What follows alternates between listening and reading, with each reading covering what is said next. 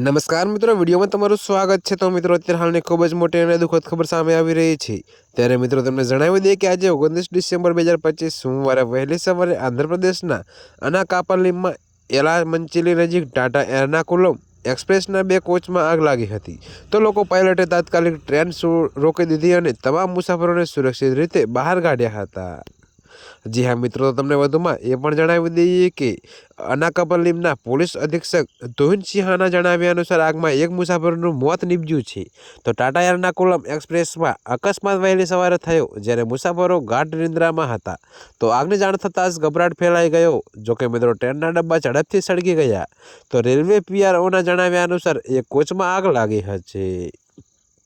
ત્યારે મિત્રો, તમને વધુમાં એ પણ જણાવી દઈએ કે મળતી માહિતી પ્રમાણે જો કે મિત્રો, સોમવારે ટાટા એર્નાકુલમ એક્સપ્રેસના કોચ BI B1 અને B2માં અચાનક આગ લાગી। તો આગને કારણે ટ્રેનમાં ગભરાટ ફેલાયો હતો, પરંતુ મુસાફરોને સમયસર સુરક્ષિત રીતે બહાર કાઢવામાં આવ્યા હતા। જો કે મિત્રો, એક મૃતદેહ બહાર કાઢવામાં આવ્યો છે।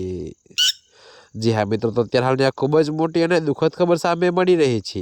ત્યારે મિત્રો, આગમાં ટ્રેનના બંને કોચ સંપૂર્ણપણે નાશ પામ્યા હતા।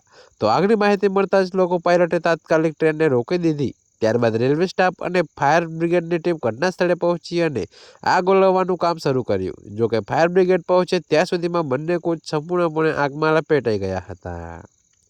ત્યારે મિત્રો, અત્યારે હાલ માટે આટલું જ।